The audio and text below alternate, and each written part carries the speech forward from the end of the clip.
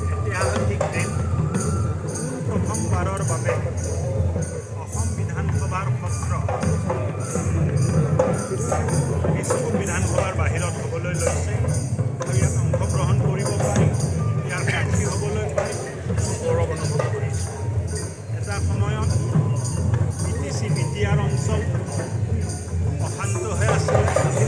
গোলা বাৰুদ, বোমা বিস্ফোৰণ, কিডনেপিং, হত্যাৰ কাৰণে জনাজাত এই অঞ্চলটোত আজি ভাৰতীয় জনতা পাৰ্টীৰ নেতৃত্বাধীন চৰকাৰ, প্ৰধানমন্ত্ৰী নৰেন্দ্ৰ মোদী ডাঙৰীয়া, গৃহমন্ত্ৰী অমিত শ্বাহ ডাঙৰীয়া আৰু অসমৰ মুখ্যমন্ত্ৰী ডক্টৰ হিমন্ত বিশ্ব শৰ্মা ডাঙৰীয়াৰ মাৰ্গদৰ্শন আৰু আশীৰ্বাদত আজি BTC BTR অঞ্চলত স্থায়ী শান্তি বিৰাজ কৰিছে।